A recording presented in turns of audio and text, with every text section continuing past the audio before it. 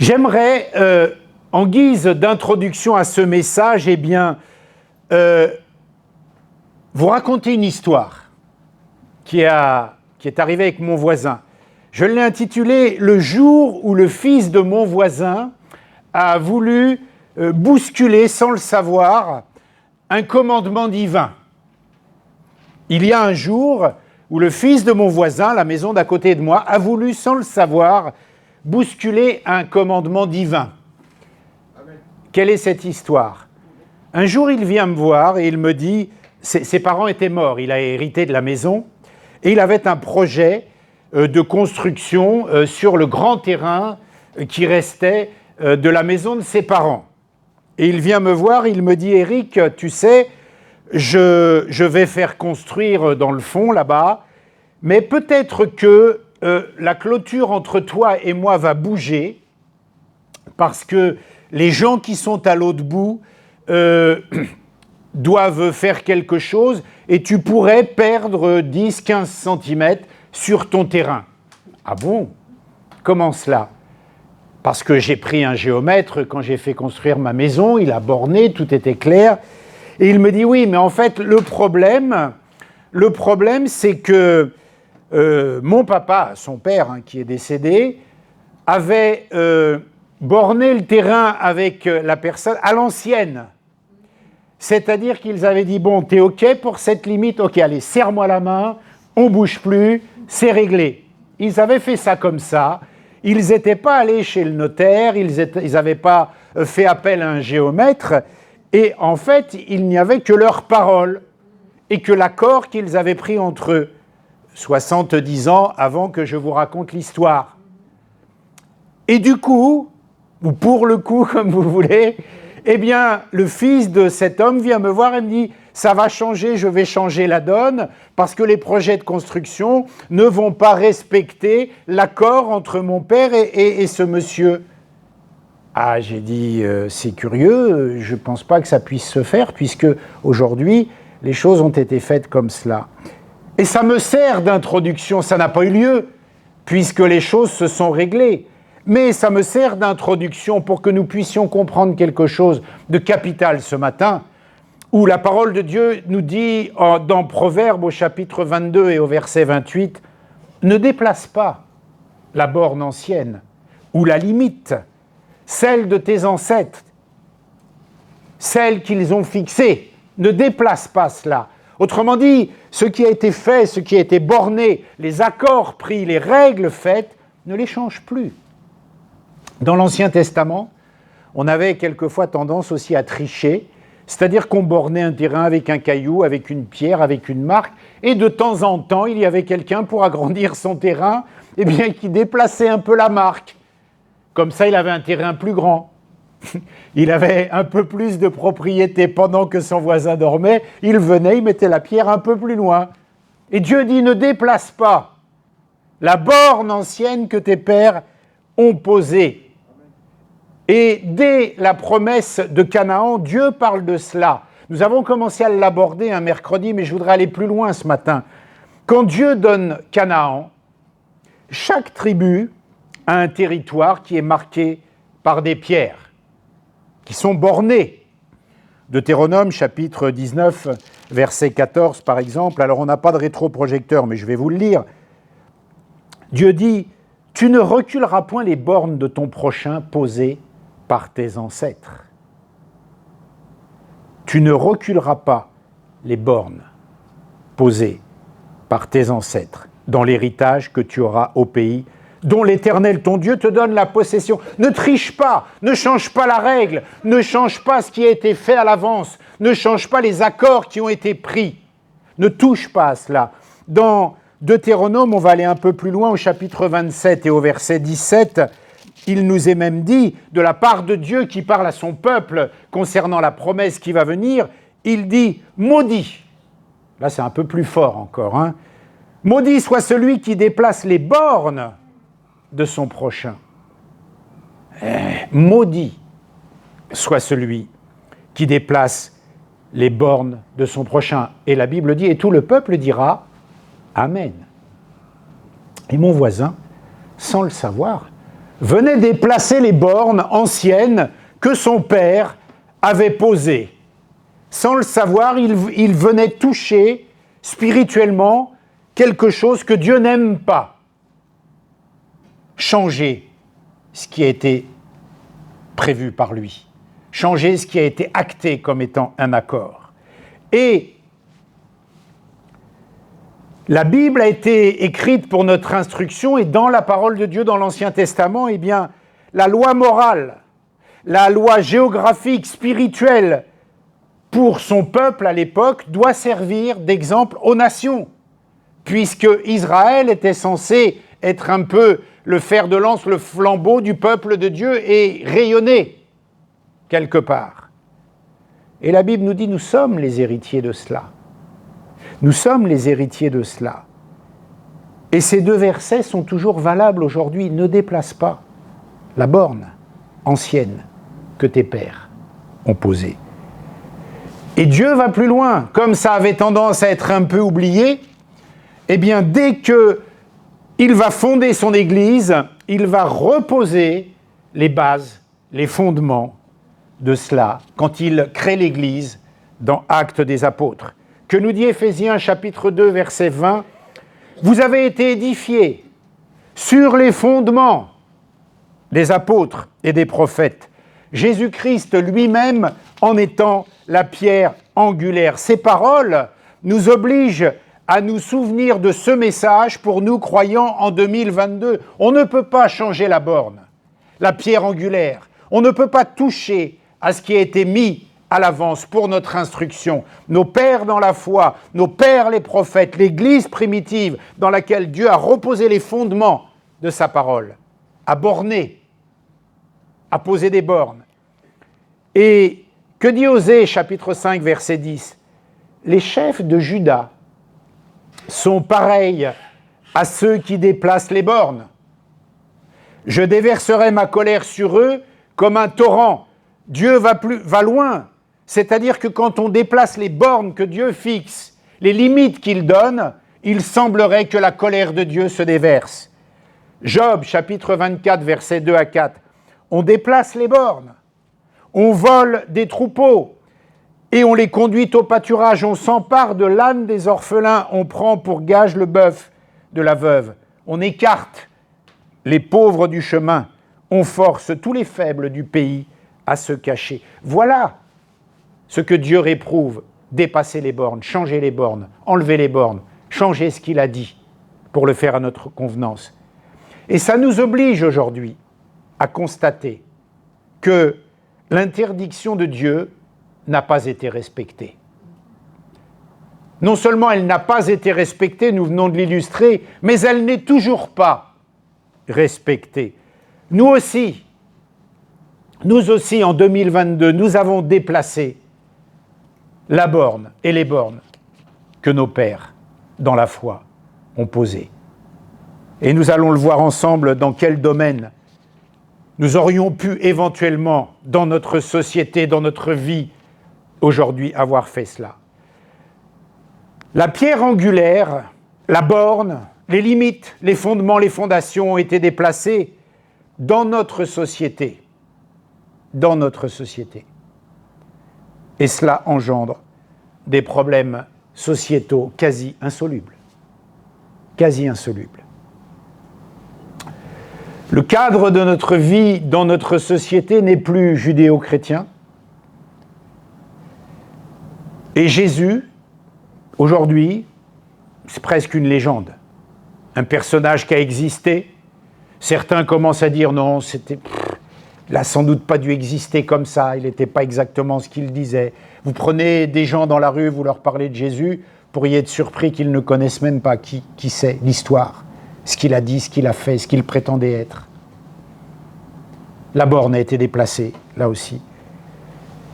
La laïcité fait sortir Dieu de partout, sous couvert de ne pas faire de prosélytisme, sous couvert de ne pas envahir la liberté des gens.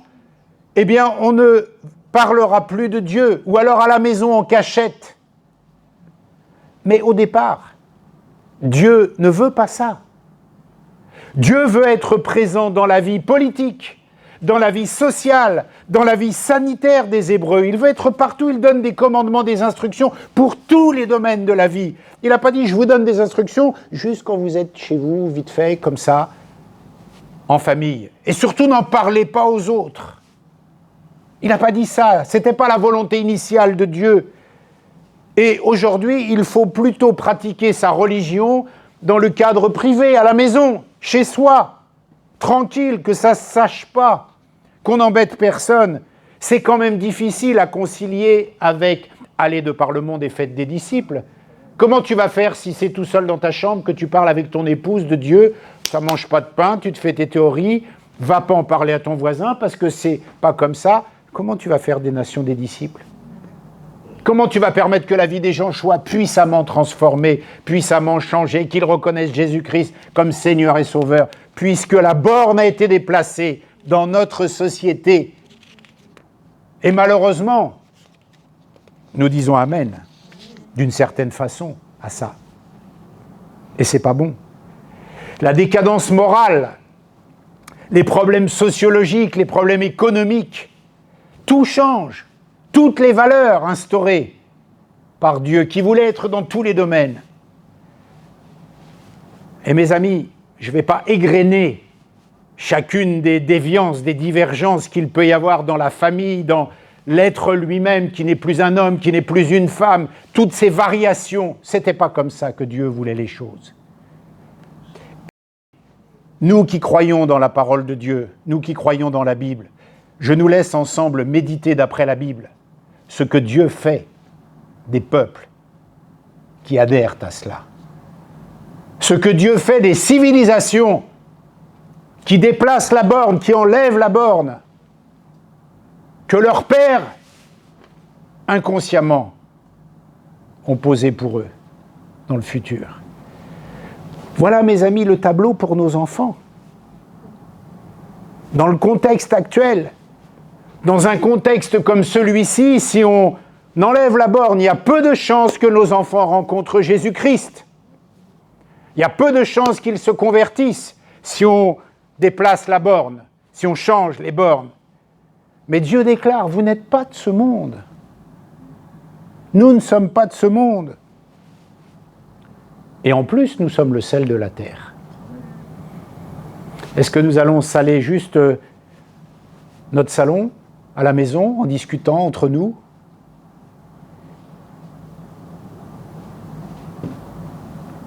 C'est notre mission. Il ne nous faut pas déplacer la borne. La borne a été posée. Et nous sommes équipés pour faire cela. Nous sommes équipés pour faire cela. Et si nous devons choquer, je vais loin, si nous devons choquer, ok, choquons. Parce que c'est la volonté de Dieu de choquer par le scandale de la croix. Amen. La croix est un scandale. La croix est une folie. C'est ce que déclare la parole de Dieu. Et si nous devons choquer cette société, eh bien choquons-la par le message de la croix, par le scandale de la croix, par la folie de la croix. C'est pas grave. C'est le message. Quant à moi, frères et sœurs, pourquoi suis-je encore persécuté ? Nous dit l'apôtre, si je prêche encore la circoncision, autrement dit, si je m'aligne encore sur les vieilles valeurs qui ne sont pas celles que Dieu a posées, le scandale de la croix est alors supprimé. C'est ce que dit l'apôtre. Puisse-t-il même, il va loin, hein, puisse-t-il même se castrer ceux qui jettent ainsi le trouble parmi vous? Je répète juste l'apôtre, hein. Ne dites pas Éric dit des gros mots. En effet, le message de la croix est une folie pour ceux qui périssent. Mais pour nous qui sommes sauvés, il est la puissance de Dieu. 1 Corinthiens 18. Mes amis, il n'est pas interdit de choquer le monde par le scandale de la croix.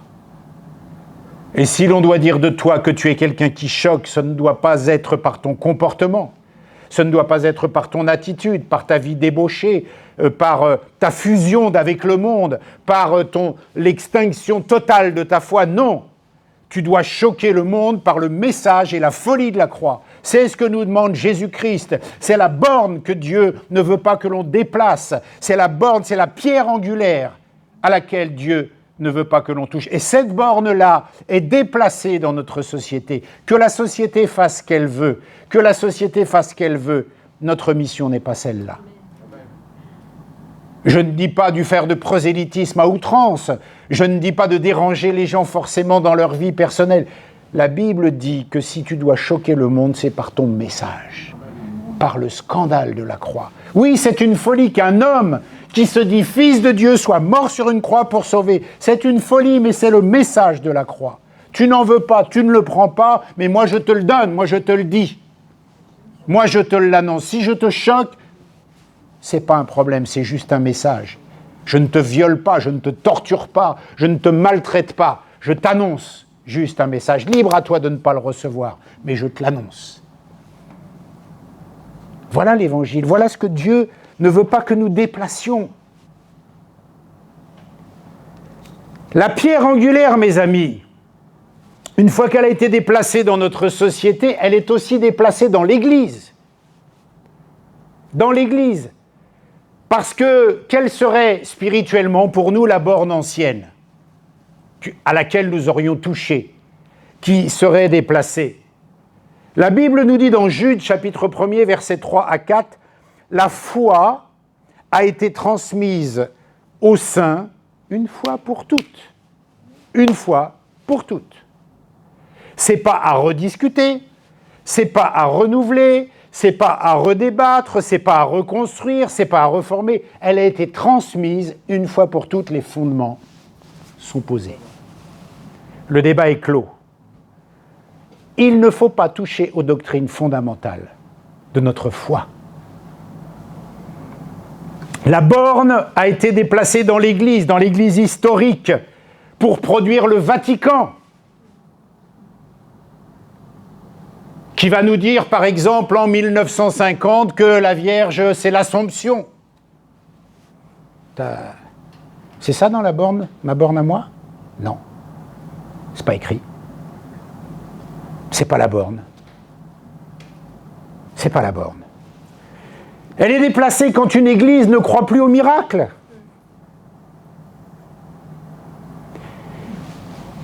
Aux fondamentaux. Au Saint-Esprit. Non, le Saint-Esprit, c'est une puissance, c'est un souffle, c'est pas ce que déclare la doctrine de base, c'est pas ce que déclarent nos pères dans la foi. Il a paru bon au Saint-Esprit et à moi. C'est pas une pensée, c'est pas une influence. Le Saint-Esprit m'a parlé, il a une bouche, il parle. C'est pas un truc qui est évaporé comme ça, c'est pas ce que disent nos fondements. C'est pas ce que déclarent nos fondations. Quand une église ne croit plus à l'onction et à la puissance de Dieu, la borne est déplacée.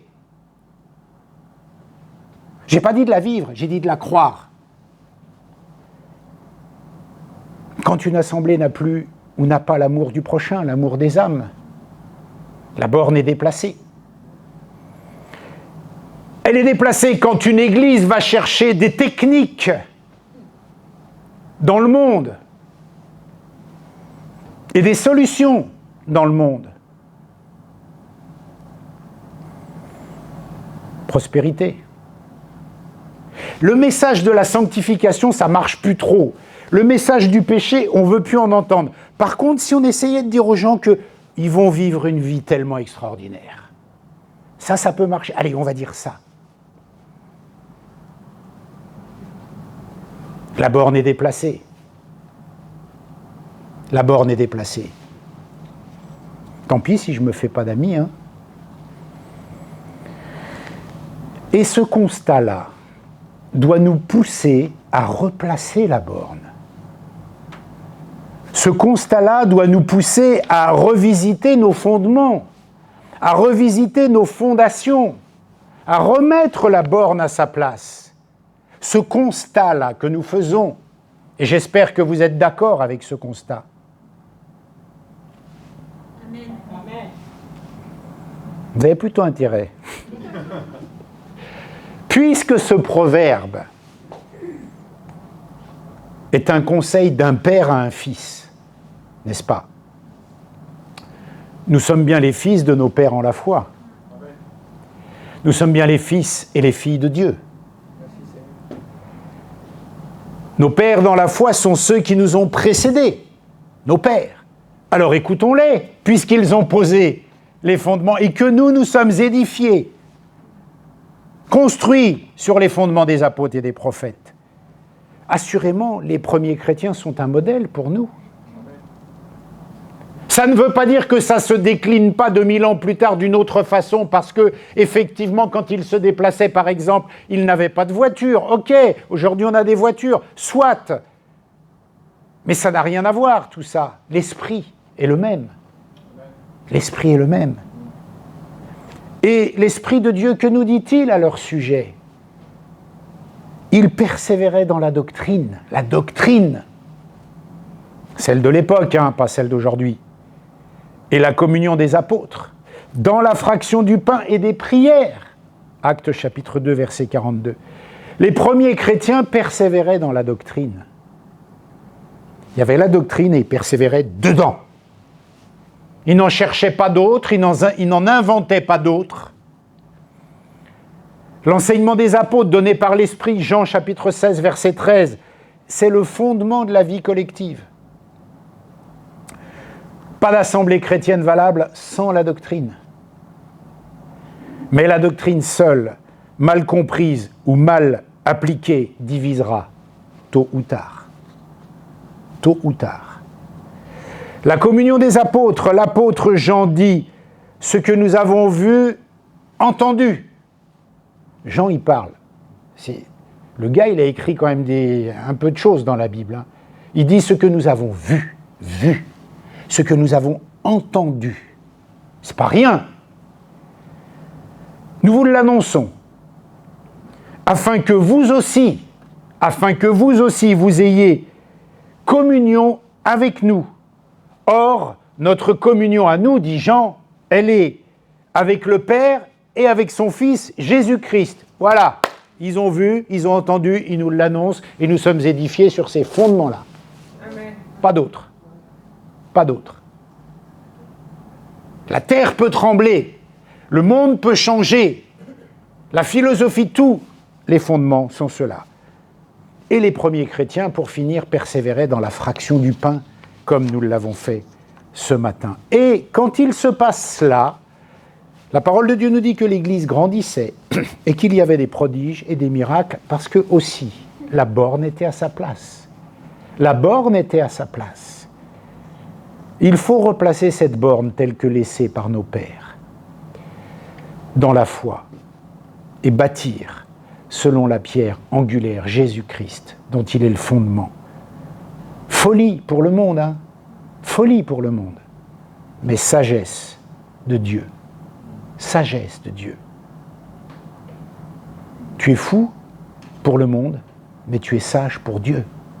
Qu'est-ce qui compte? Qu'est-ce qui compte? Approchez-vous de Christ, la pierre vivante, rejetée par les hommes.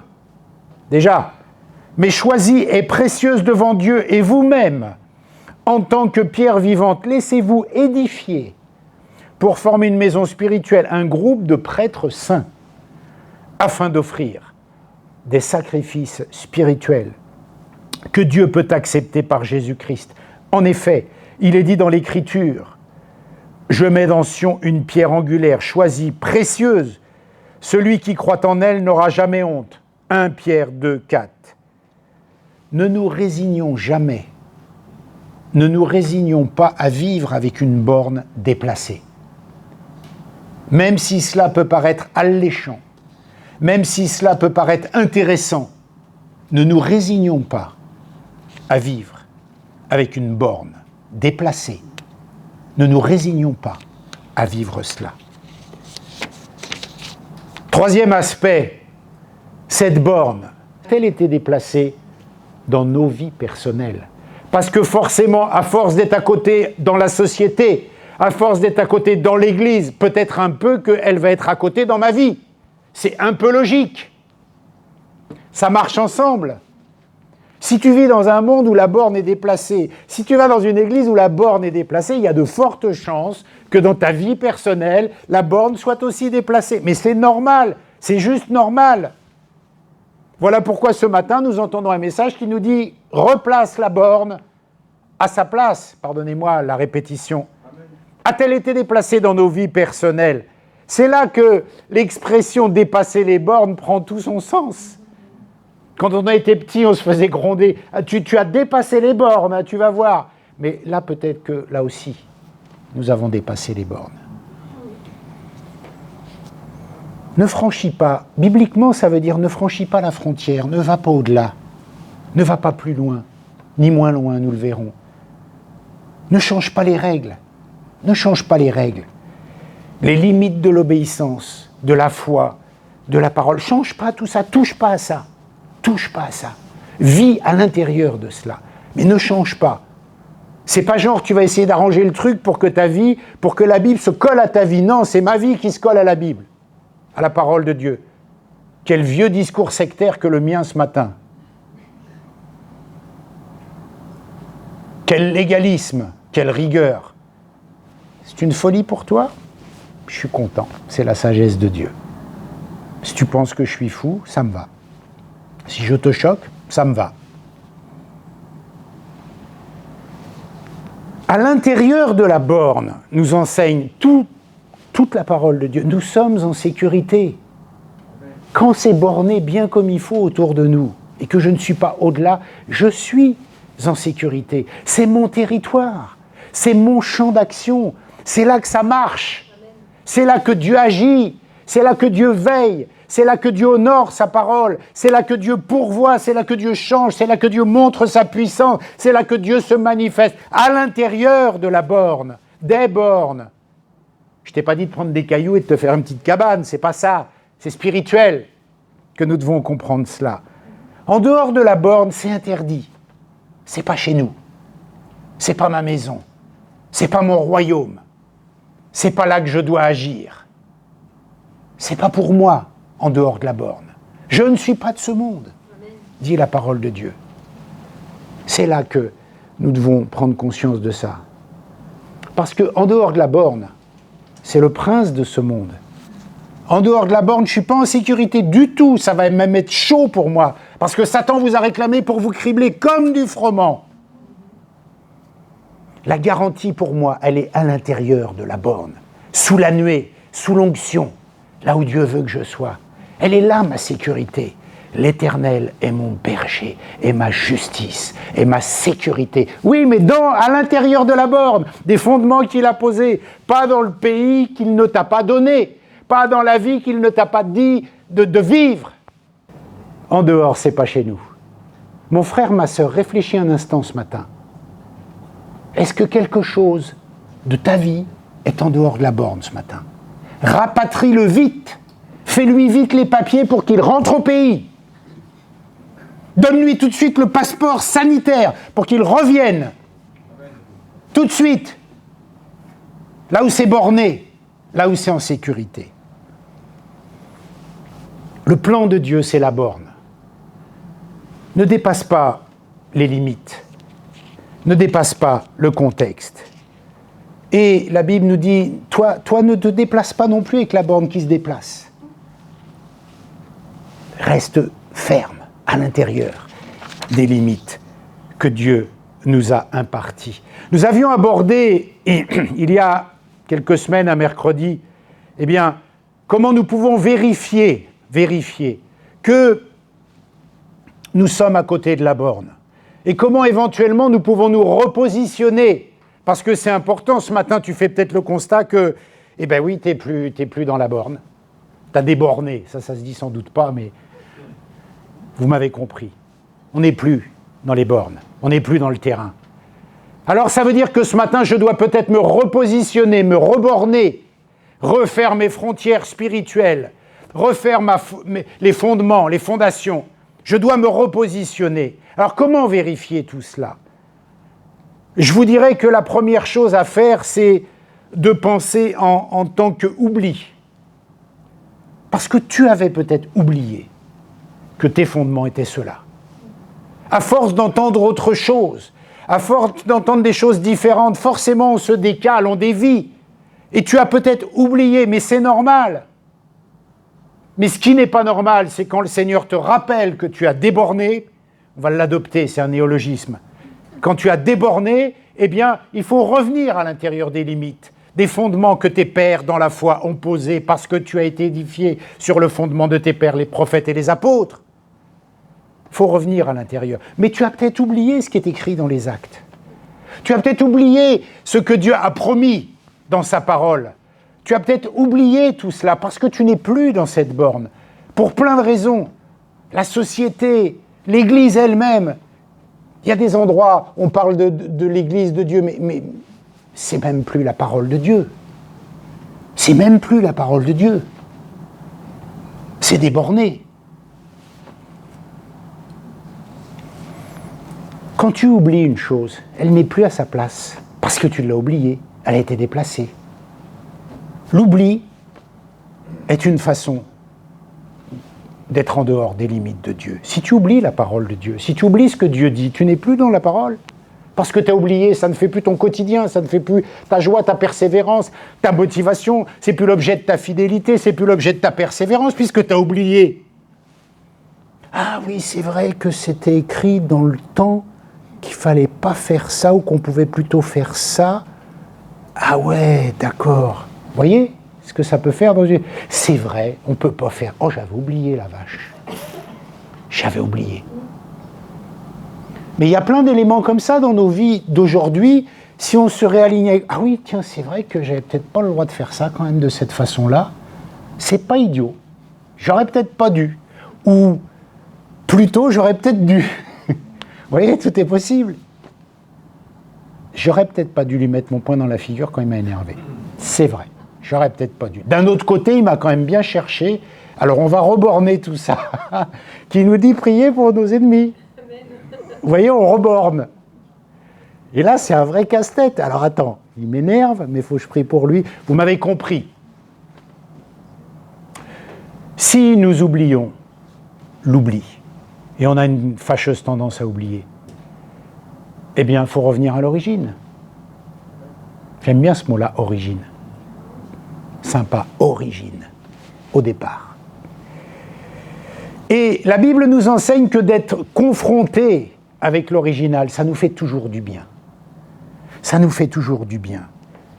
Quand le peuple qui reconstruit le temple dans l'Ancien Testament, sous Néhémie et Esdras et tout ça, eh bien, quand il dit « c'est écrit dans nos livres, ça, c'est nos livres », comme une chanson, c'est écrit dans nos livres. Parce qu'ils sont confrontés à ce qu'ils ont oublié et ils se disent « mais oui, mais c'est bien sûr, c'est écrit dans nos livres, c'est notre histoire ». Et la Bible nous dit qu'ils se réjouissaient. Ils se réjouissaient. C'est écrit dans nos livres. Mon frère, ma sœur, ce matin, reconfronte-toi à l'origine et tu vas voir que c'est écrit dans ton livre. Tu vas voir que c'est écrit dans nos livres. De prendre du plaisir peut-être à se rassembler, c'est écrit dans nos livres. De ne pas abandonner l'assemblée des saints, c'est écrit dans nos livres. Après, je peux vous faire la version chantée de cette chanson, c'est écrit dans nos livres. Vous allez dire que je fais de la pub pour un chanteur, donc je ne le ferai pas. Mais le peuple se réjouit parce que c'est écrit dans son livre. Qu'est-ce qui est écrit dans ton livre ce matin qui peut te réjouir et avec lequel tu as déphasé, décalé? Qu'est-ce qui est écrit dans ton livre ce matin? Intéressant. Nous avions vu un mercredi que déplacer la borne, ce n'est pas fatalement y toucher à elle. C'est moi me déplacer par rapport à cette borne. Je peux me déplacer, je peux déplacer ce bureau, mais pas forcément en y touchant. Si je me mets là, d'une certaine façon, il est déplacé par rapport à moi. Vous voyez, vous comprenez l'image. Je n'y ai pas touché, c'est moi. J'y suis plus avec lui, ce pupitre. J'ai dit un bureau, c'est un pupitre. C'est moi qui suis déplacé. Elle n'a pas bougé, elle est toujours là. Tu lis les Actes des Apôtres, ça n'a pas changé, c'est toujours écrit la même chose. Hein.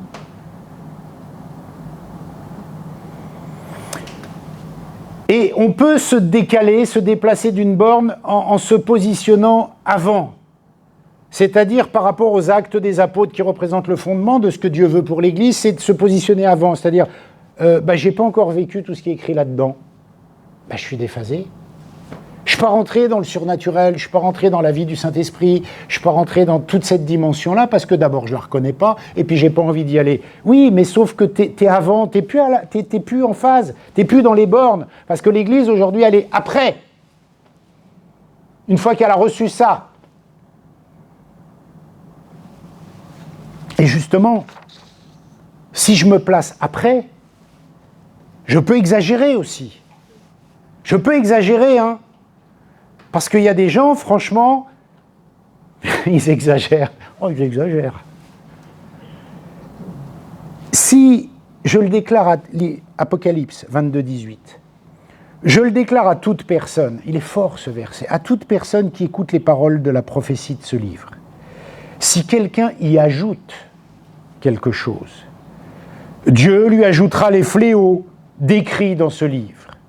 Et si quelqu'un enlève quelque chose aux paroles du livre de cette prophétie, Dieu enlèvera sa part de l'arbre de la vie et de la ville sainte décrit dans ce livre. Apocalypse 22, 18, 19. Personnellement, je ne sais pas vous, mais moi quand je lis ça, j'ai pas envie d'inventer de nouvelles histoires d'après la Bible.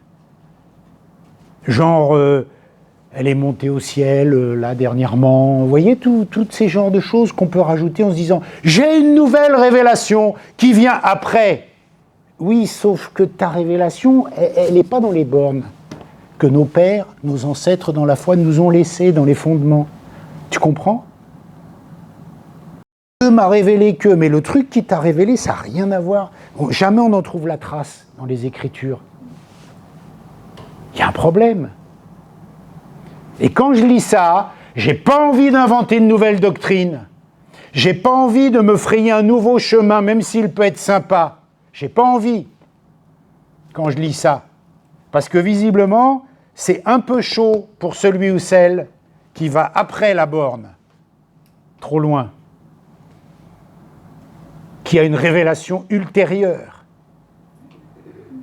Vous savez, tous les gens à qui Dieu parle et il leur dit des trucs, franchement, mais tu te dis, mais c'est écrit où ton histoire Moi, je lis les Actes des Apôtres, je ne vois pas les fondements de ce que tu nous dis là. Oui, mais t'inquiète, il m'a parlé.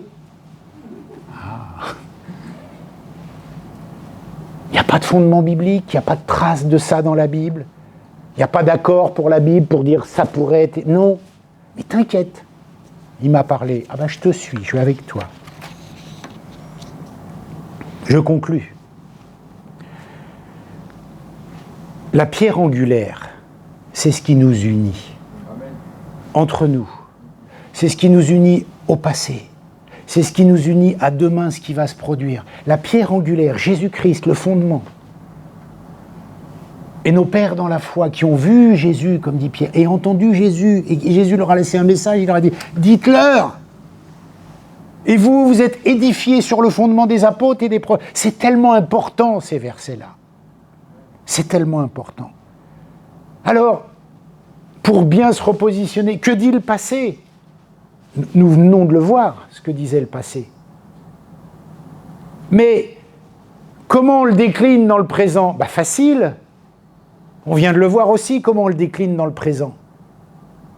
Et dans le futur, où allons-nous avec ? Où allons-nous avec ça, dans le futur ? Comment je veux construire ma vie de demain en ayant le regard dans le passé ? Comment je veux construire ça en étant en accord avec mes pères dans la foi ? En étant l'héritier digne de mon père. Je ne sais pas, moi, si tu as des parents qui sont entrepreneurs et le jour de leur décès, ils te disent, avant de mourir, ils te disent, voilà, je te lègue l'entreprise, hein. Elle continue de s'appeler pareil, on est d'accord. Ouais, on fabrique toujours des jeans, ouais, d'accord. Et tu gardes tous les employés, je te donne ça, c'est l'héritage, ouais. Et le gars, une fois qu'il a hérité, il change le nom, il fabrique plus de jeans et il change. Mais il n'est pas l'héritier, c'était pas les accords. Vous comprenez, il peut être l'héritier, oui, il a hérité, mais après il fait ce qu'il veut de l'héritage. Mais cet héritage, il ne nous appartient pas, il n'est pas fait pour en faire ce qu'on veut. C'est pas à moi de décider ce que cet héritage va devenir demain. C'est à moi de marcher dans cet héritage pour avancer en conformité de l'accord entre papa et moi. Amen. C'est ça. pour marcher en conformité de la mort de Jésus à la croix. Vous ferez cela en mémoire de moi, mais sous-entendu, tout ce que je vous ai dit, hein, je meurs pour cela, mais faites la suite en fonction de ce que je vous ai dit. N'allez pas inventer un sixième évangile, n'allez pas changer les fondements, non, non, non. Vous ferez cela en mémoire de moi, par rapport à ce que je vous ai dit, ce que vous avez entendu, ce que je vous ai annoncé. Vous serez imparfait dans ce chemin-là. Vous n'y arriverez pas toujours, mais c'est pas votre échec ne doit pas fixer la norme de demain. Comme j'y arrive pas, ça doit pas être ça. Je vais faire autrement. Non, tu te prends, tu te remets dans les bornes et tu essaies de changer par la grâce de Dieu. Parce que c'est ça. Et si nous sommes d'accord avec cette définition de notre héritage, de notre borne, de la pierre angulaire qui nous a été transmise, rappelons-nous comment vivaient nos pères et ce qu'ils disent. Et là, on en revient à ce qu'on a vu dans la Sainte Seine tout à l'heure, mourir à soi-même, hein, tout heureux d'être persécuté. Elle est gentille. Tout heureux d'être persécuté, moi ça ne m'intéresse pas d'être persécuté. Je ne sais pas toi ma sœur, mais moi non. Hein. Pourtant, c'est un évangile de mort à soi-même aussi. Mais peut-être qu'il nous donnera de la force parce qu'à l'intérieur de la persécution, il semblait tout heureux. Donc il y a peut-être un truc sympa à vivre quand même. Je vous laisse méditer. Comment on décline ça en cohérence dans notre présent ?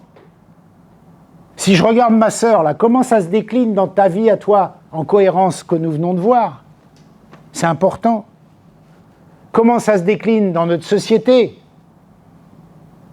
Comment ça se décline dans l'Église ? Comment nous l'espérons ? Comment nous espérons le vivre demain ? Cela. Parce que si on est d'accord pour ce modèle, qui n'est pas d'accord avec ce modèle ? Ça se pourrait, hein, c'est votre droit. Aujourd'hui, on a le droit d'être désaccord avec tout. C'est ton idée ? Ok, je discute pas, garde-la. C'est mon idée ? Ok, je la garde, je discute pas. Sauf qu'il n'y a jamais une idée qui est vraie, alors. Il y a plein d'idées. Ouais, c'est comme ça. Plein de dieux, plein d'idées, plein d'évangiles, plein de bibles. Ouais, c'est comme ça. Et ça rend les gens fous. Ils ne savent plus. T'es un homme, t'es pas un homme, t'es une femme, t'es pas une femme. T'inquiète, c'est mon idée. Ah ben j'ai pas le droit de te juger, je ne discute pas avec toi. D'accord. C'est ton idée, je respecte, mon idée, tu respectes. Ok. Sauf que Christ, il a dit, je suis le chemin, je suis la vérité. Il n'a pas dit les vérités, il n'a pas dit les chemins, il n'a pas dit les vies, il a dit, je suis l'affirmé. Lui qui n'est pas content n'est pas content. Ok, mais lui, il l'a affirmé, la vérité. Il a dit, il n'y en a qu'une, c'est moi. C'est réglé. T'es d'accord, t'es pas d'accord, à la limite, c'est pas grave, mais voilà, moi je le dis. Et nous devons être pareils quelque part. Et si je t'offense, pardon, c'est le message de la croix, c'est une folie. C'est un scandale. C'est scandaleux ce qu'il nous dit, qu'on serait pécheur, qu'un Dieu serait, mais n'importe quoi. Je suis outré d'entendre des gens en 2022 parler encore comme ça. Je suis le chemin, je suis la vérité, je suis la vie. Ne t'en déplaise, il l'a dit. Amen. Le débat est clos. Je vais dire, t'es libre de ne pas y croire, ça c'est vrai, mais tu ne peux pas m'empêcher de le dire et de l'affirmer.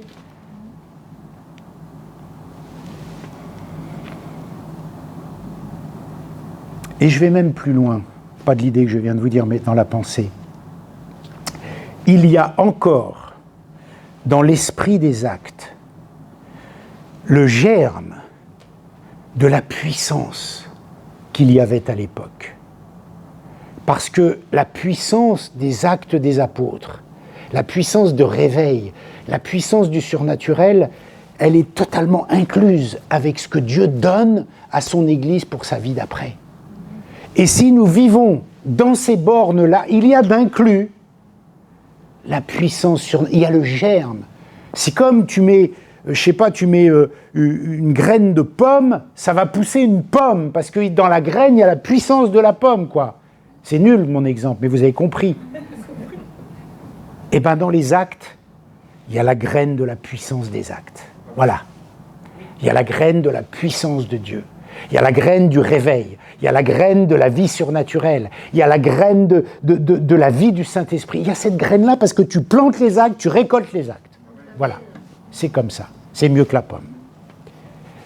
Et si nous gardons l'esprit des actes en tête, on se fait simplement, humblement ce matin cette réflexion. N'avons-nous pas déplacé la borne ? N'avons-nous pas déplacé la borne ? Certains diront oui, je respecte. Certains diront non, je respecte. Sauf que la Bible a dit la borne, c'est ça. Et il n'y en a pas d'autre. Alors, positionne-toi par rapport à ça. C'est ce qui compte. Je suis le chemin. Je suis la vérité. Je suis la vie. Nul ne vient au Père que par moi. Il n'y a pas d'autre chemin. Tous les chemins mènent à Rome. Ouais. Je suis le chemin, je suis la vérité, je suis la vie.